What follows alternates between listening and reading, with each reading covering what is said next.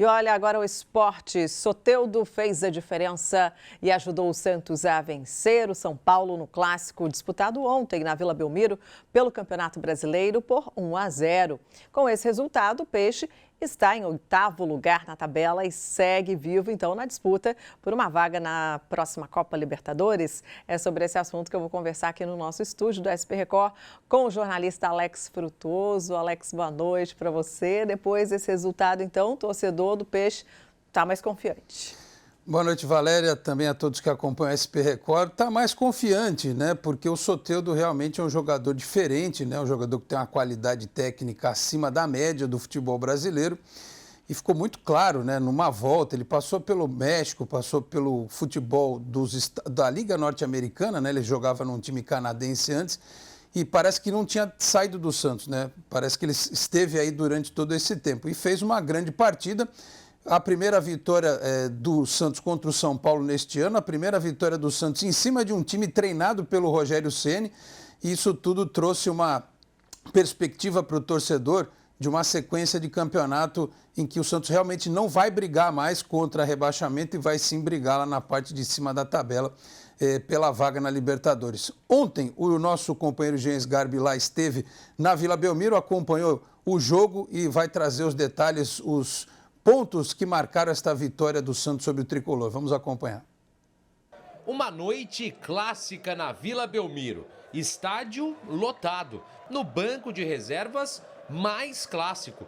Lisca, segundo jogo à frente do Peixe e atrás da primeira vitória, reencontra no outro banco de reservas Rogério Ceni. Os dois já protagonizaram muitos clássicos juntos, mas no Nordeste, quando treinavam outro alvinegro, o Ceará, e outro tricolor, o Fortaleza. Mas quem esperava fazer história no clássico era um reestreante, Soteldo. O atacante voltava a vestir a camisa do Peixe e era a estrela da noite. O venezuelano estava com garra para mostrar. Foi através dele que o Santos incomodou e marcou. Ele recebeu um lançamento pela esquerda e, relembrando a primeira passagem pelo Peixe, jogou quase que com a mão na cabeça de Lucas Braga. 1-0.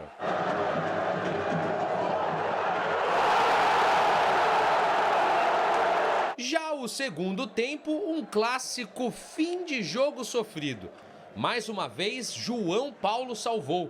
Nos primeiros 6 minutos, evitou a virada do tricolor, com 2 grandes defesas. 10 minutos depois, mais uma grande defesa. O jogo seguiu nervoso e o Peixe assustava pouco.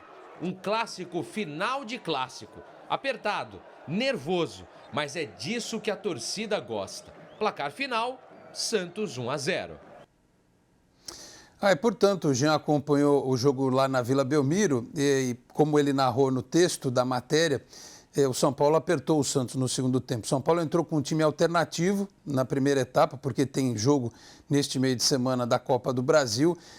Aí o Rogério, no segundo tempo, foi mudando algumas peças, foi colocando alguns titulares, mas eu acho que o Lisca, ele segurou demais o time do Santos no segundo tempo, posicionou o time muito atrás, sofreu com os ataques do tricolor, o goleiro do Santos, João Paulo, se destacou mais uma vez e o Santos correu o risco de tomar um empate. Felizmente a defesa se comportou bem, o Soteldo lá na frente fez a diferença e essa vitória, como a gente já destacou aqui, coloca o Santos com chances reais, porque vale lembrar que times brasileiros provavelmente vão levar a Copa Libertadores, eu acho, né? Palpite meu, Palmeiras ou Flamengo, enfim. A Copa Sul-Americana também, o próprio São Paulo está na Sul-Americana. Então, o G do Campeonato Brasileiro deve ser maior, deve ser um G8 se bobear. E ainda tem o campeão da Copa do Brasil. Então a chance do Santos pegar pelo menos a pré-Libertadores é muito grande. Então precisa manter uma certa regularidade, para isso precisava ganhar o Clássico e com o Soteldo daqui para frente, nas próximas rodadas, imagino que o Santos atinja esse objetivo, viu, Valéria? Não tem jeito, né, Alex? É a experiência aí falando mais alto, né? Pois é, e o Lisca na coletiva, no pós-jogo, ainda chamou atenção para esse detalhe. O Santos talvez seja o time com a menor média de idade do campeonato. Tem muito jogador da base, tem jogador que disputou a Copinha, jogador que nem a Copinha disputou e pulou do Sub-17 para o time principal, o caso do Ângelo, por exemplo.